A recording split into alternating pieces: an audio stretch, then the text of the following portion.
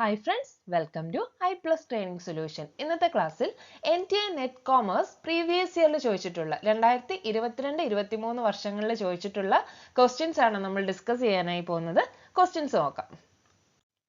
First question, given below are two statements. One is labeled as assertion A and other is labeled as reason R. Assertion, when holding company holds more than 50%, ബ്രാക്കറ്റിൽ but not whole എന്ന് തന്നിട്ടുണ്ട്. മുഴുവൻ shares അല്ല acquire ചെയ്യുന്നെന്ന് പറഞ്ഞിട്ടുണ്ട്. 50% shares of a company, then the holders of the rest of the share will be known as minority. And reason, minority interest is calculated by considering proportionate shares and reserves of holding company. In the light of the above two statements, choose the most appropriate answer from the options given below. Options ഇങ്ങനെയാണ്. A option, both A and R are true, but R is the correct explanation of A. B option, both A and R are true, but R is not the correct explanation of A. C option, A is true, but R is false. D option, A is false, but R is true. എങ്ങനെയാ ക്വസ്റ്റ്യനകത്ത് പറഞ്ഞേക്കുന്നത്? നമുക്ക് അസേർഷനും റീസണും തന്നിട്ടുണ്ട്.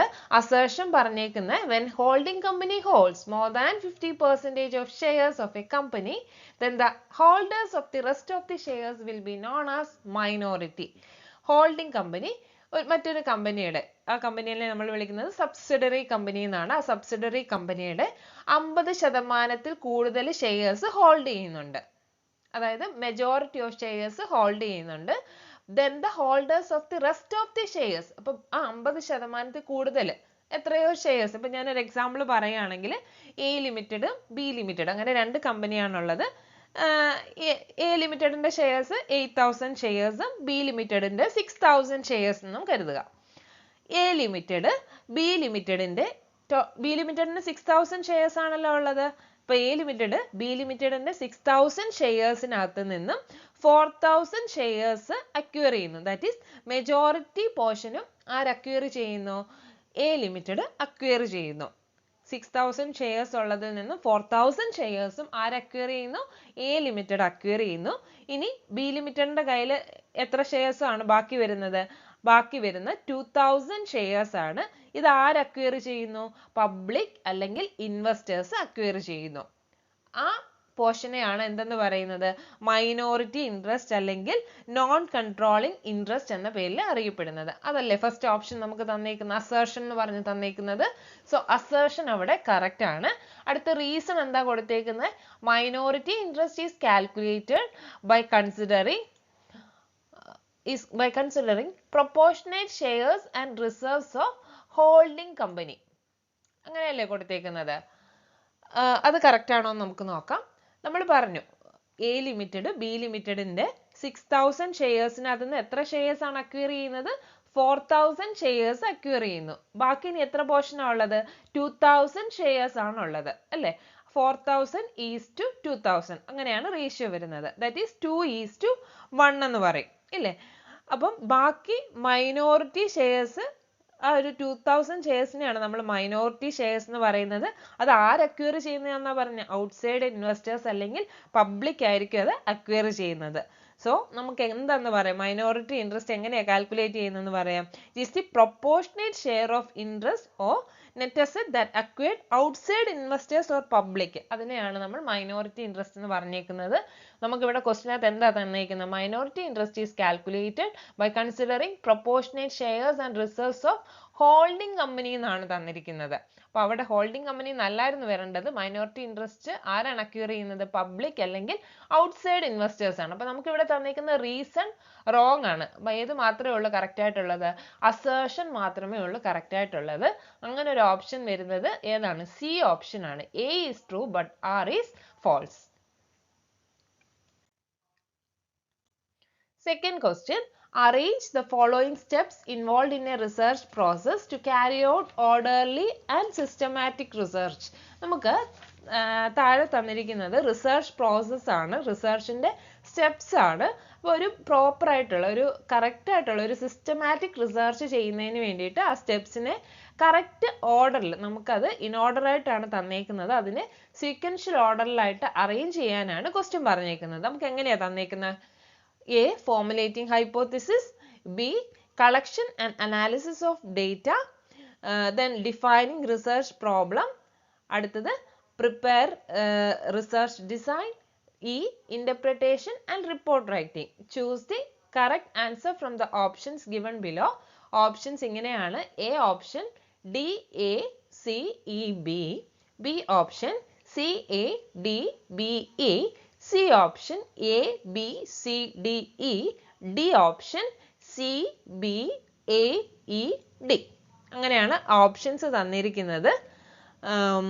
Then നമ്മളിതിനെ കറക്റ്റായിട്ട് arrange ചെയ്യാനാണ് പറഞ്ഞത്. അപ്പോൾ നമുക്കൊരു റിസർച്ച് ചെയ്യണം എന്നുണ്ടെങ്കിൽ അവിടെ എന്തുണ്ടായിരിക്കണം? ഫസ്റ്റ് ഒരു റിസർച്ച് പ്രോബ്ലം ഉണ്ടായിരിക്കണം, ഇല്ലേ? നമ്മൾ റിസർച്ച് എന്ന് പറഞ്ഞു കഴിഞ്ഞാൽ എന്താ? റീസേർച്ച് ആണ്. ഒരു പുതിയൊരു നോളജ് നമ്മൾ അക്യൂർ ചെയ്യുക, അല്ലെങ്കിൽ ഒരു പുതിയൊരു കാര്യം പുതിയൊരു കാര്യത്തെ പറ്റി കണ്ടെത്തുക, ഇല്ലേ? അതിനെയൊക്കെയല്ലേ നമ്മൾ റിസർച്ച് കൊണ്ട് ഉദ്ദേശിക്കുന്നത്. അപ്പോൾ അവിടെ നമുക്ക് എന്തെങ്കിലും ഒരു കാര്യം പുതിയതായിട്ട് കണ്ടെത്തണം എന്നുണ്ടെങ്കിൽ ഒരു പ്രോബ്ലം ഉണ്ടായിരിക്കണം. അതിനെയാണ് നമ്മളിപ്പോൾ ഫസ്റ്റ് നമ്മൾ റിസർച്ച് ചെയ്യുമ്പോൾ നമുക്കൊരു ഇഷ്യൂ അല്ലെങ്കിൽ ഒരു പ്രശ്നം ഉണ്ടായിരിക്കണം. അതിനെ നമ്മൾ കറക്റ്റായിട്ട് ഡിഫൈൻ ചെയ്യണം. Defining research problem. ഇനി അതിനെപ്പറ്റി നമ്മൾ എന്ത് ചെയ്യുന്നു? കൂടുതൽ വായിച്ച് മനസ്സിലാക്കും. കുറേ ലിറ്ററേച്ചേഴ്സ് ഒക്കെ പാസ്റ്റ് ഇതുമായി ഒരു സ്റ്റഡിയുമായി ബന്ധപ്പെട്ടുള്ള കാര്യങ്ങളൊക്കെ നമ്മൾ എന്ത് ചെയ്യണം? കുറേ വായിച്ച് മനസ്സിലാക്കും. വായിച്ച് മനസ്സിലാക്കിയതിൻ്റെ ബേസിസിൽ നമ്മൾ എന്ത് ചെയ്യുന്നു? ഒരു ഹൈപ്പോത്തിസിസ് ഫോർമുലേറ്റ് ചെയ്യുന്നു. ഇന്ന രീതിയിലായിരിക്കും ഈ ഒരു റിസർച്ചിൻ്റെ ഔട്ട്കം വരുന്നത് എന്നൊക്കെ ഉള്ള രീതിയിൽ നമ്മളൊരു ഹൈപ്പോത്തിസിസ് ടെൻഡേറ്റീവ് ആയിട്ട് ഒരു ഔട്ട്കം ഇങ്ങനെയായിരിക്കും നമ്മൾ ഫോർമുലേറ്റ് ചെയ്യുന്നതാണ് അടുത്തതെന്ന് പറയുന്നത്. അപ്പോൾ ഒരു ഹൈപ്പോത്തിസിസ് ഒക്കെ നമ്മൾ ഫോർമുലേറ്റ് ചെയ്ത് കഴിഞ്ഞു. ഇനി നമുക്ക് എന്ത് ചെയ്യാൻ പറ്റും? ആ ഒരു റിസർച്ചിൻ്റെ ആക്ച്വലായിട്ട് നമ്മൾ ആ ഒരു പ്രോബ്ലത്തെ എങ്ങനെ സോൾവ് ചെയ്യുന്നു, അതാണല്ലോ നമ്മൾ ആ ഒരു റിസർച്ച് ചെയ്യുന്നത്. നമുക്കറിയാം, ഒരു റിസർച്ച് എന്ന് പറയുമ്പോൾ ഒരു ലോങ് ടേം പ്രോസസ്സാണ്. ഇപ്പോൾ നമ്മളൊരു ടൂർ പോവുകയാണെന്നുണ്ടെങ്കിൽ നമ്മൾ പല കാര്യങ്ങളും പ്ലാൻ ചെയ്യാറുണ്ട്. നമ്മൾ എവിടേക്കാണ് പോകുന്നത്, എന്തൊക്കെ കാര്യങ്ങൾ കൊണ്ടുപോകണം, നമ്മുടെ ഡെസ്റ്റിനേഷൻസ്, നമ്മൾ എന്തൊക്കെ കാര്യങ്ങൾ, സൈറ്റ് സീയിങ് എവിടേക്കാണ്, എത്രത്തോളം ബജറ്റാണ് നമുക്ക് വേണ്ടി വരുന്നത്, അങ്ങനെ എല്ലാ കാര്യങ്ങളും നമ്മൾ എന്ത് ചെയ്യുന്നു? പ്ലാൻ ചെയ്യും, പ്രോപ്പറായിട്ട് പ്ലാൻ ചെയ്യും. അങ്ങനെയെങ്കിൽ നമുക്ക് ആ ടൂർ വളരെ സ്മൂത്ത് ആയിട്ട് പോകും, ഇല്ലേ? അതുപോലെ തന്നെയാണ് നമ്മളൊരു ടൂർ നല്ല സിസ്റ്റമാറ്റിക് ആയിട്ട് പ്ലാൻ ചെയ്ത് പോവുകയാണെങ്കിൽ ആ ടൂർ വളരെ സ്മൂത്ത് ആയിട്ട് പോകും. അതുപോലെ തന്നെ റിസർച്ചും വളരെ കാര്യമായിട്ട് വളരെ സിസ്റ്റമാറ്റിക് ആയിട്ട് അതിന് നമ്മൾ പ്ലാൻ ചെയ്യുകയാണെന്നുണ്ടെങ്കിൽ നമ്മുടെ റിസർച്ചും വളരെ സ്മൂത്ത് ആയിട്ട് നമുക്ക് പോയി അതിൻ്റെ ഒരു ഫൈനൽ സൊല്യൂഷനിലേക്ക് എത്താനായിട്ട് പറ്റും. ആ ഒരു പ്ലാനിങ്ങിനെയാണ് നമ്മൾ എന്തെന്ന് പറയുന്നത്? റിസർച്ച് ഡിസൈൻ എന്ന് പറയുന്നത്. അല്ലെങ്കിൽ റിസർച്ചിന്റെ ബ്ലൂ പ്രിന്റ് ആണ് എന്ത്? Research design. അല്ലെങ്കിൽ റിസർച്ചിന്റെ ഒരു ഫ്രെയിം വർക്ക്. ആ ഒരു ഫ്രെയിം വർക്കിനുള്ളിൽ നിന്നിട്ടാണ് നമ്മൾ ആ റിസർച്ച് ചെയ്യുന്നത്. അതിനെ എന്തെന്ന് പറയുന്നത്? റിസർച്ച് ഡിസൈൻ എന്ന് പറയുന്നത്. അപ്പം നമ്മളൊരു ഹൈപ്പോത്തിസിസ് ഒക്കെ ഫോർമുലേറ്റ് ചെയ്തതിന് ശേഷം ഒരു റിസർച്ച് ഡിസൈൻ നമ്മൾ പ്രിപ്പയർ ചെയ്യുന്നു. റിസർച്ച് ഡിസൈൻ എന്ന് പറഞ്ഞു കഴിഞ്ഞാൽ നമ്മൾ എന്തൊക്കെ കാര്യങ്ങളാണ് ഒരു റിസർച്ചിൽ, എങ്ങനെയൊക്കെയാണ് ഒരു റിസർച്ച് ചെയ്തെടുക്കാൻ പോകുന്നത്, എൻ്റെ ആ ഒരു റിസർച്ച് പ്രോബ്ലത്തിന്റെ പോപ്പുലേഷൻ വരുന്നത് ഇന്നതാണ്, ആ ഒരു പോപ്പുലേഷനിൽ നിന്ന് എത്ര സാമ്പിളാണ് ഞാൻ സെലക്ട് ചെയ്യുന്നത്, ഞാൻ എങ്ങനെ ഡേറ്റ കളക്ട് ചെയ്യുന്നു, എന്ത് മെത്തേഡാണ് ഞാൻ യൂസ് ചെയ്യുന്നത്, അതിൻ്റെ കോൺസെപ്ച്വൽ ഫ്രെയിം വർക്ക് എങ്ങനെയാണ്, അങ്ങനെയൊക്കെയുള്ള പല കാര്യങ്ങളും ഞാൻ പ്ലാൻ ചെയ്യുന്നതിനെയാണ് എന്തെന്ന് പറയുന്നത്? റിസർച്ച് ഡിസൈൻ എന്ന് പറയുന്നത്. അങ്ങനെ റിസർച്ച് ഡിസൈൻ ഒക്കെ നമ്മൾ പ്ലാൻ ചെയ്ത് കഴിഞ്ഞു കഴിഞ്ഞാൽ നമ്മൾ എന്ത് ചെയ്യുന്നു? നമ്മുടെ ഈ ഒരു ഇതിനകത്ത് പറയുന്നതിനകത്ത് collection and analysis of data, നമ്മൾ ഡേറ്റ കളക്ട് ചെയ്യും. നമുക്ക് ആ ഒരു റിസർച്ചിൻ്റെ ആവശ്യമായിട്ടുണ്ട്, നമ്മൾ ആ ഒരു പ്രോബ്ലത്തിന് നമ്മൾ ആ ഒരു പ്രോബ്ലം കിട്ടുമ്പോൾ നമുക്ക് സെറ്റ് ചെയ്യും. നമ്മൾ കുറേ ഒബ്ജക്റ്റീവ്സ്, ഇന്നതൊക്കെയാണ് ഞാൻ ഈ ഒരു പ്രോബ്ലത്തിലൂടെ കണ്ടെത്താനായിട്ട് ശ്രമിക്കുന്നത്, എൻ്റെ ഔട്ട്കം ഇന്നതൊക്കെ ആയിരിക്കണം എന്നുള്ള രീതിയിൽ നമ്മൾ എന്ത് ചെയ്യും? ഒബ്ജക്റ്റീവ്സ് സെറ്റ് ചെയ്യും. ആ ഒബ്ജക്റ്റീവിൻ്റെ ബേസിൽ നമുക്ക് എന്ത് ചെയ്യണം? ആ ഒബ്ജക്റ്റീവ് കിട്ടത്തക്ക രീതിയിൽ നമ്മൾ ഡേറ്റ കളക്ട് ചെയ്യണം. കളക്ട് ചെയ്ത ഡേറ്റയെ നമ്മൾ അനലൈസ് ചെയ്യണം. ദെൻ അതിനെ ഇന്റർപ്രറ്റ് ചെയ്യണം, പ്രോപ്പറായിട്ട് റിപ്പോർട്ട് ചെയ്യണം. ഇത്രയും കാര്യങ്ങളാണ് ഒരു സിസ്റ്റമാറ്റിക് ആയിട്ട് വരുന്ന ഒരു റിസർച്ച് പ്രോസസ്സ് എന്ന് പറയുന്നത്. അപ്പോൾ നമുക്ക് ഈ തന്നിരിക്കുന്ന സ്റ്റെപ്പിനെ നമുക്ക് എങ്ങനെ അറേഞ്ച് ചെയ്യാൻ പറ്റും? First defining research problem, then formulating hypothesis, അടുത്തത് prepare research design, collection and analysis of data, interpretation and report writing. ഇങ്ങനെ വരുന്ന ഓപ്ഷൻ ഏതാണ്? C, A, D and B, E. അത് വരുന്നത് ഓപ്ഷൻ ബി ആണ്. അപ്പോൾ ഓപ്ഷൻ ബി ആണ് കറക്റ്റ് ആയിട്ടുള്ളത്. Third question, In which of the following practical situation Poisson distribution can be used? താഴെ തന്നിരിക്കുന്ന ഏതൊക്കെ സിറ്റുവേഷൻസിലാണ് Poisson distribution നമുക്ക് യൂസ് ചെയ്യാനായിട്ട് പറ്റുന്നത്? ഓപ്ഷൻസ് നമുക്ക് തന്നിരിക്കുന്ന സിറ്റുവേഷൻസ് 5 എണ്ണമാണ്. ഒന്നാമത്തേത് number of customers arriving at the supermarket per hour. ഒരു സൂപ്പർ മാർക്കറ്റിൽ പെർ അവറിൽ എത്ര കസ്റ്റമേഴ്സ് ആണ് വന്നുകൊണ്ടിരിക്കുന്നത് എന്നതാണ് ആദ്യത്തെ situation. B option number of typographical errors per page in a typed material. ഒരു മെറ്റീരിയൽ എടുക്കുകയാണെന്നുണ്ടെങ്കിൽ ഓരോ പേജിലും എത്ര typographical errors, എത്ര മിസ്റ്റേക്സ് വരുന്നുണ്ട്. Then number of accidents taking place per day on a busy day. ഒരു ബിസി റോഡിൽ എത്ര ആക്സിഡൻസ് പെർ ഡേ നടന്നുകൊണ്ടിരിക്കുന്നുണ്ട്. Then dice drawing problems. Dice drawing problem എന്ന് പറഞ്ഞാൽ നമ്മളിപ്പോൾ ഒരു ഡൈ എറിഞ്ഞു, അതിനകത്ത് നിന്ന് എത്ര വണ്ണ് വരാനുള്ള ചാൻസ് എത്രത്തോളം ഉണ്ട്, അല്ലെങ്കിൽ ആ ഒരു ഡൈ എറിയുമ്പം രണ്ടെന്ന് പറഞ്ഞ നമ്പർ വരാനുള്ള ചാൻസസ് എത്രയുണ്ട്, അങ്ങനെയുള്ള എന്താ പ്രോബ്ലംസ് ആണ് ഡൈസ് ത്രോയിങ് പ്രോബ്ലം എന്ന് പറയുന്നത്. Then number of defective materials, say blades etc. in a packing manufactured by a good concern. ഒരു പാക്കിങ്ങിൽ എത്രത്തോളം ഡിഫക്റ്റീവ് മെറ്റീരിയൽസ് ഉണ്ട്, അതാണ് 6 സിറ്റുവേഷൻസ് നമുക്ക് തന്നിരിക്കുന്നത്. Choose the most appropriate answer from the options given below. B, D and E only. B option A, B, C and E only. C option A, C, D and E only. D A, B, C and D only. അപ്പോൾ Poisson distribution താഴെ തന്നിരിക്കുന്ന ഏതൊക്കെ സിറ്റുവേഷൻസിലാണ് use ചെയ്യാൻ പറ്റുന്നത് എന്നതാണ് question ചോദിച്ചിരിക്കുന്നത്. അപ്പോൾ Poisson distribution എന്ന് പറയുന്നത് റെയർ ആയിട്ട് നടക്കുന്ന സിറ്റുവേഷൻസിന്റെ ബിഹേവിയർ സ്റ്റഡി ചെയ്യാൻ വേണ്ടിയാണ് നമ്മൾ പോയിസൺ ഡിസ്ട്രിബ്യൂഷൻ യൂസ് ചെയ്യുന്നത്. അതായത് ഇവിടെ നമ്പർ ഓഫ് ട്രയൽസ് എന്നത് ഇൻഫിനിറ്റ് ആയിരിക്കും, അതായത് വെരി ലാർജ് ആയിരിക്കും അവിടുത്തെ നമ്പർ ഓഫ് ട്രയൽസ് എന്ന് പറയുന്നത്. ഇപ്പോൾ നമ്മളൊരു ബൈനോമിയൽ ഡിസ്ട്രിബ്യൂഷൻ ഒക്കെ എടുക്കുകയാണെങ്കിൽ n എന്ന് പറയുന്നത് അവിടെ ഫൈനൈറ്റ് ആയിരിക്കും. ഇപ്പോൾ ഡൈസ് ത്രോയിങ് പ്രോബ്ലത്തിനകത്ത് ഒരു പ്രാവശ്യം ഡൈ എറിയുമ്പോൾ എത്ര പ്രാവശ്യം 2 എന്ന് പറഞ്ഞ നമ്പർ വരാൻ ചാൻസ് ഉണ്ട്. അങ്ങനെ നമുക്ക് അത് ഫൈനൈറ്റ് ആയിട്ട് പറയാനായിട്ട് പറ്റും. ഇപ്പം ഒരു റോഡിൽ എത്ര ആക്സിഡന്റ് അങ്ങനെ ഒരു ആക്സിഡന്റ് നടക്കുന്നു എന്നുള്ള ഒരു ഇവന്റ് എടുക്കുകയാണെങ്കിൽ ആ ആക്സിഡന്റ് നടക്കാനുള്ള ആ ഒരു ടൈം നമുക്ക് എത്രത്തോളം അതിന്റെ പ്രോബബിലിറ്റി നമുക്ക് കൗണ്ട് ചെയ്യാനായിട്ട് എത്രത്തോളം പറ്റുവാനായിട്ട് പറ്റും. അതായത് നമുക്ക് ആ ഒരു റോഡിൽ ആക്സിഡന്റ് നടക്കാതിരിക്കാനുള്ള പ്രോബബിലിറ്റി നമുക്ക് കൗണ്ട് ചെയ്യാനായിട്ട് പറ്റുമോ? ഇല്ല. അപ്പോൾ ഇത്തരത്തിലുള്ള റെയർ ആയിട്ടുള്ള സിറ്റുവേഷൻസിൽ അപ്പം നമുക്ക് പോയിസൺ ഡിസ്ട്രിബ്യൂഷൻ യൂസ് ചെയ്യാം. അപ്പോൾ ഇവിടെ അങ്ങനെയുള്ള റെയർ സിറ്റുവേഷൻസ് ഏതൊക്കെയാണ്? Number of customers arriving at the super market per hour. ഒരു മണിക്കൂറിൽ ഒരു സൂപ്പർ മാർക്കറ്റിൽ എത്രത്തോളം ആൾക്കാർ വന്നുകൊണ്ടിരിക്കും, അതിന്റെ ഒരു പ്രോബബിലിറ്റി നമുക്ക് പറയാൻ പറ്റുമോ? ഫൈനൈറ്റ് ആയിട്ട് പറയാൻ പറ്റുമോ? ഇല്ലല്ലോ. ഒരു ടൈപ്ഡ് മെറ്റീരിയലിൽ അതിന്റെ ഒരു പേജ് എടുക്കുകയാണെന്നുണ്ടെങ്കിൽ എത്രത്തോളം ടൈപ്പോഗ്രാഫിക്കൽ എറേഴ്സ് ഉണ്ടാകാൻ പറ്റും എന്നതിന്റെ ചാൻസ് നമുക്ക് പറയാൻ പറ്റുമോ? ആക്സിഡന്റ്, ഒരു ബിസി റോഡിൽ ഒരു ദിവസം എത്രത്തോളം ആക്സിഡൻസ് നടന്നുകൊണ്ടിരിക്കുന്ന നമുക്കത് പറയാനായിട്ട് പറ്റുമോ? അതായത് ഫൈനൈറ്റ് ആയിട്ട് നമുക്ക് അവിടെ പറയാനായിട്ട് പറ്റത്തില്ല ഇത്രയും സിറ്റുവേഷൻസിലൊക്കെ. അപ്പം ഈ ഒരു സിറ്റുവേഷൻസിലൊക്കെയാണ് നമ്മൾ എന്ത് യൂസ് ചെയ്യുന്നത്? പോയിസൺ ഡിസ്ട്രിബ്യൂഷൻ യൂസ് ചെയ്യുന്നത്. സോ ഇവിടെ ആൻസർ ഡൈസ് ത്രോയിങ് പ്രോബ്ലം മാത്രമാണ് ഒരു ബൈനോമിയൽ ഡിസ്ട്രിബ്യൂഷൻ ആയിട്ട് വരുന്നത്. ബാക്കിയെല്ലാം തന്നെ എന്താണ്? പോയിസൺ ഡിസ്ട്രിബ്യൂഷന്റെ സിറ്റുവേഷൻസ് ആണ്. അപ്പൊ അതിന്റെ ഓപ്ഷൻ കറക്റ്റ് ആയിട്ട് വരുന്നത് ബി ഓപ്ഷൻ ആണ്. A, B, C and E only. Fourth question. Computation of income from house property for let out house. The following items are deducted. Arrange them in a proper sequence. താഴെ നമുക്ക് കുറച്ച് കാര്യങ്ങൾ കൊടുത്തിട്ടുണ്ട്, deductions കൊടുത്തിട്ടുണ്ട്. Let out house പ്രോപ്പർട്ടിയുടെ income calculate ചെയ്യുമ്പോൾ അതിൽ നിന്നും നമുക്ക് ഡിഡക്ട് ചെയ്യാവുന്ന കുറച്ച് ഐറ്റംസ് ആണ് തന്നിരിക്കുന്നത്. അത് ഡിസോർഡർ ആയിട്ടാണ് കൊടുത്തിരിക്കുന്നത്. അതിനെ പ്രോപ്പർ സീക്വൻസിൽ നമ്മൾ ആ ഡിഡക്ട് ചെയ്യുന്നതിൻ്റെ ഏതാണ് ആദ്യമേ ഡിഡക്ട് ചെയ്യുന്നത് അതിൻ്റെ ബേസിസിൽ അതിനെ പ്രോപ്പറായിട്ട് അറേഞ്ച് ചെയ്യാനാണ് പറഞ്ഞിരിക്കുന്നത്. എന്തൊക്കെയാണ് ഐറ്റംസ് നമുക്ക് നോക്കാം. First, local taxes or municipal taxes. B, standard deduction. C, unrealised rent. D, interest on loan for the period the prior to previous year in which the house is completed in 5 equal annual installments. E, interest on loan taken for purchase, construction or repair of the house relating to the previous year.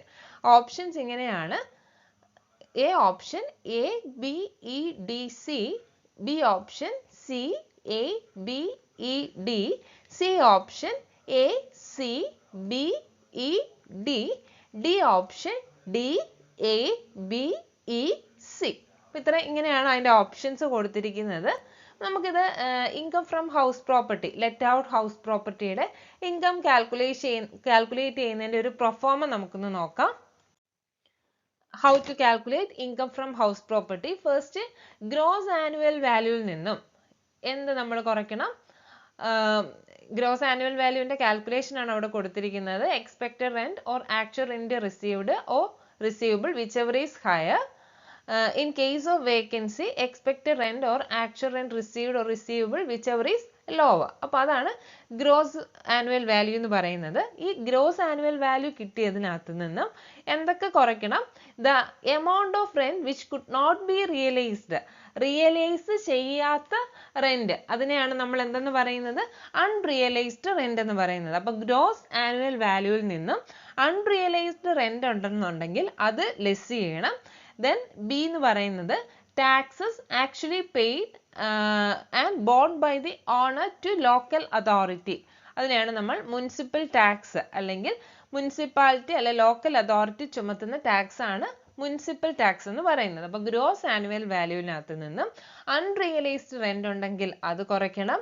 ഇനി municipal tax paid by the owner ഉണ്ടെന്നുണ്ടെങ്കിൽ, അപ്പം municipal tax deduct ചെയ്യണമെങ്കിൽ അതിന് കുറച്ച് conditions ഒക്കെ ഉണ്ട്. അത് assessee ആയിരിക്കണം മുനിസിപ്പൽ ടാക്സ് പേ ചെയ്തിരിക്കേണ്ടത്, പ്രീവിയസ് ഇയറിലായിരിക്കണം അത് പേ ചെയ്തിരിക്കേണ്ടത്, അങ്ങനെ കുറച്ച് കണ്ടീഷൻസ് ഒക്കെ ഉണ്ട്. അപ്പോൾ അതൊക്കെ മെറ്റ് ചെയ്തെങ്കിൽ മുനിസിപ്പൽ ടാക്സ് നമുക്ക് എന്ത് ചെയ്യാനായിട്ട് പറ്റും? ഡിഡക്റ്റ് ചെയ്യാനായിട്ട് പറ്റും. ഇനി ചിലപ്പം റിയൽ റെന്റൽ വാല്യൂ ക്വസ്റ്റ്യനകത്ത് നമുക്ക് തരുകയാണെന്നുണ്ടെങ്കിൽ അതും ഡിഡക്റ്റ് ചെയ്യാനായിട്ട് പറ്റും. റിയൽ റെന്റൽ വാല്യൂ എന്ന് പറഞ്ഞു കഴിഞ്ഞാൽ ഒരു ലാൻഡ് ലോഡ് അല്ലെ അസസി ടെനന്റിന് എന്തെങ്കിലും അഡീഷണൽ ഫെസിലിറ്റി പ്രൊവൈഡ് ചെയ്യുന്നുണ്ടെങ്കിൽ അത് ആക്ച്വൽ റെന്റിൽ നിന്ന് നമുക്ക് ലെസ് ചെയ്ത് കളയാനായിട്ട് പറ്റും. അപ്പോൾ ഇതൊക്കെ എന്ത് ചെയ്യണം? ഗ്രോസ് ആനുവൽ വാല്യൂവിൽ നിന്ന് ലെസ് ചെയ്യണം. അപ്പോൾ ഇത് രണ്ടും കുറച്ച് കഴിയുമ്പോൾ നമുക്ക് കിട്ടുന്ന എമൗണ്ടിനെയാണ് നെറ്റ് ആനുവൽ വാല്യൂ എന്ന് പറയുന്നത്. ഈ നെറ്റ് ആനുവൽ വാല്യൂവിനകത്ത് നിന്നും ഹൗസ് പ്രോപ്പർട്ടി ഇൻകത്തിൽ വരുന്ന ഡിഡക്ഷൻ അണ്ടർ സെക്ഷൻ 24 പ്രകാരമുള്ള ഡിഡക്ഷൻസ് എല്ലാം നമുക്ക് ലെസ് ചെയ്യാൻ പറ്റും. ഒന്നാമത് വരുന്നത് സ്റ്റാൻഡേർഡ് ഡിഡക്ഷൻ ആണ്. നെറ്റ് ആനുവൽ വാല്യൂവിൻ്റെ 30% സ്റ്റാൻഡേർഡ് ഡിഡക്ഷൻ ലെസ് ചെയ്യാനായിട്ട് പറ്റും. അടുത്ത ഇൻട്രസ്റ്റ് ഓൺ ബോറോഡ് ക്യാപിറ്റൽ, അതിനകത്ത് രണ്ടെണ്ണം വരുന്നുണ്ട്. Interest on borrowed capital four purchasing, construction or reconstruction ഒക്കെ വേണ്ടിയിട്ട് ലോൺ എടുത്തിട്ടുണ്ടെങ്കിൽ അതിൻ്റെ ഇൻട്രസ്റ്റ് നമുക്ക് ഡിഡക്റ്റ് ചെയ്യാനായിട്ട് പറ്റും. അതുപോലെ തന്നെ 1/5 of interest four pre construction period, pre acquired period അല്ലെ പ്രീ കൺസ്ട്രക്ഷൻ പീരീഡിൻ്റെ ഇൻട്രസ്റ്റിനെ നമ്മൾ 1/5 പോർഷൻസ് വെച്ച് നമുക്ക് ആ ഓരോ ഇയറിലും ഡിഡക്റ്റ് ചെയ്യാനായിട്ട് പറ്റും. പ്രീ കൺസ്ട്രക്ഷൻ പീരീഡ് അല്ലെ പ്രീ അക്വിസിഷൻ പീരീഡ് എന്ന് പറഞ്ഞു കഴിഞ്ഞാൽ ഏത് പീരീഡ് ആണ് ഇവിടെ വരുന്നത്? The period from the date of borrowing to 31st March preceding the date of completion of the construction or the date of repayment of loan. നമ്മൾ നോക്കാം എന്നാണോ ലോൺ എടുക്കുന്നത്, the period from the date of borrowing to 31st March preceding the date of completion of the construction. ഇപ്പോൾ 2023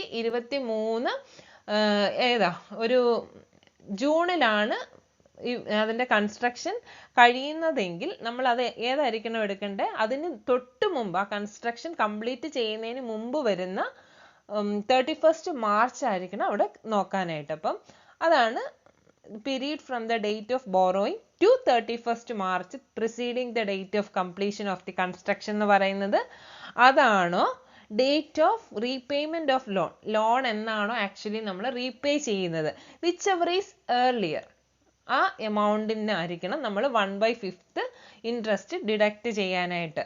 okay, അപ്പോൾ അങ്ങനെ രണ്ട് കാര്യങ്ങളാണ് വരുന്നത്. അപ്പോൾ സ്റ്റാൻഡേർഡ് ഡിഡക്ഷൻ 30%, ഇൻട്രസ്റ്റ് പർച്ചേസിങ്, കൺസ്ട്രക്ഷന് അല്ലാന്നുണ്ടെങ്കിൽ റീകൺസ്ട്രക്ഷൻ ഒക്കെ വേണ്ടിയിട്ട് ലോൺ എടുത്തിട്ടുണ്ടെങ്കിൽ അതിൻ്റെ ഇൻട്രസ്റ്റ് നമുക്ക് ഡിഡക്റ്റ് ചെയ്യാം. പിന്നെ വരുന്നത് 1/5 pre acquisition പീരീഡിൻ്റെ ഇൻട്രസ്റ്റിൻ്റെ 1/5 can be deducted. അങ്ങനെ 3 ഡിഡക്ഷൻ ആണ് ഏതിനകത്ത് വരുന്നത്? ഡിഡക്ഷൻ അലൗഡ് അണ്ടർ സെക്ഷൻ 24 വരുന്നത്. അപ്പോൾ എങ്ങനെയാണ് അതിന്റെ ഓർഡർ വരുന്നത്? ഗ്രോസ് ആനുവൽ വാല്യൂവിനകത്ത് നിന്നും അൺറിയലൈസ്ഡ് റെന്റ് ഉണ്ടെങ്കിൽ കുറയ്ക്കുക, municipal tax paid by the owner ഉണ്ടെങ്കിൽ കുറയ്ക്കുക, ദെൻ സ്റ്റാൻഡേർഡ് ഡിഡക്ഷൻ 30% കുറയ്ക്കാം, പർച്ചേസിങ് കൺസ്ട്രക്ഷൻ റീകൺസ്ട്രക്ഷൻ ഒക്കെ വേണ്ടിയിട്ട് എടുത്തിട്ടുള്ള ലോണിന്റെ ഇൻട്രസ്റ്റ് കുറയ്ക്കാനായിട്ട് പറ്റും. അതുപോലെ പ്രീ അക്വിസിഷൻ പീരീഡിന്റെ ഇൻട്രസ്റ്റിന്റെ 1/5 നമുക്ക് ഡിഡക്ട് ചെയ്യാനായിട്ട് പറ്റും. അപ്പോൾ അത്രയും ഡിഡക്ട് ചെയ്ത് കിട്ടുന്ന ബാക്കി എമൗണ്ട് ആണ് എന്തെന്ന് പറയുന്നത്? ഇൻകം ഫ്രം ഹൗസ് പ്രോപ്പർട്ടി എന്ന് അറിയപ്പെടുന്നത്. അപ്പൊ നമുക്ക് ക്വസ്റ്റ്യൻ നോക്കാം. നമ്മൾ ഈ ക്വസ്റ്റ്യൻ നോക്കുകയാണെന്നുണ്ടെങ്കിൽ ഇവിടെ ഫസ്റ്റ് ഏതാണ് നമ്മൾ ഡിഡക്ട് ചെയ്യുന്നത്? ഗ്രോസ് ആനുവൽ വാല്യൂവിനകത്ത് നിന്നും C option unrealised rent, then local tax or municipal tax paid by the owner. അടുത്തത് എന്നിട്ട് അത് രണ്ടും കുറയ്ക്കുമ്പോൾ നമുക്ക് നെറ്റ് ആനുവൽ വാല്യൂ കിട്ടും. നെറ്റ് ആനുവൽ വാല്യൂവിനകത്ത് നിന്നും ഡിഡക്ഷൻ അണ്ടർ സെക്ഷൻ 24 കുറയ്ക്കണം. അതിൽ വരുന്നത് സ്റ്റാൻഡേർഡ് ഡിഡക്ഷൻ 30%. അടുത്തത് interest on loan taken for purchase construction or repair of the house relating to the previous year, അത് ലെസ് ചെയ്യണം. അടുത്ത 1/5 ഈക്വൽ ഇൻസ്റ്റാൾമെന്റ് ലെസ് ചെയ്യാൻ പറ്റും. Interest on loan for the period prior to previous year in which the house is completed. അങ്ങനെയാണ് അതിന്റെ arrangement വരുന്നത്. അങ്ങനെ ഒരു ഓപ്ഷൻ എന്ന് പറയുന്നത് CABED, ഓപ്ഷൻ ബി ആണ് കറക്റ്റ് ആയിട്ടുള്ളത്. Last question. The current market price of a company's share is 90 and the expected dividend per share next year is rupees 4.50. If the dividend are expected to grow at a constant rate of 8%, the shareholders required rate of return is options 5%, B 8%, C 13% and D 20%. നമുക്ക് എന്തൊക്കെ തന്നിട്ടുണ്ട്? The current market price of a company, കമ്പനിയുടെ current market price തന്നിട്ടുണ്ട് 90. then expected dividend per share next year, അതായത് ഫ്യൂച്ചറിൽ കിട്ടുന്ന dividend എത്രയും നമുക്ക് കിട്ടിയിട്ടുണ്ട്. അതായത് നെക്സ്റ്റ് ഇയറിൽ അടുത്ത വർഷം നമുക്ക് കിട്ടുന്ന ഡിവിഡൻഡ് 4.50 തന്നിട്ടുണ്ട്. ഇനി ഈ dividend expected to grow at a constant rate of 8%. 8% ആണ് അവിടെ ഗ്രോത്ത് കാണിക്കുന്നത്. then shareholders required rate of return, അത് കാൽക്കുലേറ്റ് ചെയ്യാനാണ് പറഞ്ഞേക്കുന്നത്. നമുക്കറിയാം കോസ്റ്റ് ഓഫ് ഇക്വിറ്റി കാൽക്കുലേറ്റ് ചെയ്യാനായിട്ട് പല മെത്തേഡ്സ് ഉണ്ട്. Dividend method, constant growth method, earning model, capital asset pricing model. അപ്പൊ നമ്മൾ ഇതിനകത്ത് ഏത് മെത്തേഡാണ് അല്ലെ ഏത് ഇക്വേഷൻ ആണ് ഫോളോ ചെയ്യേണ്ടതെന്ന് എന്തിനെ ബേസ് ചെയ്തിട്ട് നോക്കണം? ആ ക്വസ്റ്റിനെ ബേസ് ചെയ്തിട്ട് നമ്മൾ തീരുമാനിക്കണം. അപ്പൊ നമുക്ക് ഇവിടെ കറന്റ് മാർക്കറ്റ് പ്രൈസ് തന്നിട്ടുണ്ട്, ഗ്രോത്ത് തന്നിട്ടുണ്ട്, അതുപോലെ expected dividend per share next year, ഫ്യൂച്ചറിൽ കിട്ടുന്ന ഡിവിഡൻഡ്, അടുത്ത വർഷം നമുക്ക് കിട്ടുന്ന ഡിവിഡൻഡ് എത്രയെന്ന് തന്നിട്ടുണ്ട്. അപ്പം ഇത് ഏത് മോഡലായിരിക്കും? കോൺസ്റ്റന്റ് ഗ്രോത്ത് മോഡൽ അല്ലെ ഗോർഡൻ മോഡൽ വെച്ചിട്ടാണ് ചെയ്യുന്നത്. അപ്പം ഗ്രോത്ത് മോഡലിന്റെ ഇക്വേഷൻ എന്ന് പറഞ്ഞാൽ KE is equal to D1 divided by P0 plus growth G. Share holders required rate എന്ന് പറഞ്ഞാൽ D1 divided by P0 plus G ആണ്. P0 into 100 വേണമെങ്കിൽ ചെയ്യാം. അപ്പോൾ D1 എന്ന് പറയുന്നത് expected dividend for next year, നമുക്ക് അടുത്ത വർഷം കിട്ടുന്ന ഫ്യൂച്ചറിൽ കിട്ടുന്ന ഡിവിഡൻഡ് ആണ് D1. P0 എന്ന് പറഞ്ഞാൽ current market price of share, G എന്ന് പറയുന്നത് ഗ്രോത്ത് റേറ്റ്. അപ്പോൾ നമുക്ക് ഈ ഇക്വേഷനകത്ത് അതെല്ലാം അപ്ലൈ ചെയ്യും. D1 4.5 divided by P0 90 into 100 plus എത്രയാണ് ഗ്രോത്ത്? 8%. 8 ആണ്. അപ്പോൾ അത് രണ്ടും കൂടെ കാൽക്കുലേറ്റ് ചെയ്യുമ്പോൾ നമുക്ക് 13% എന്ന് വരും.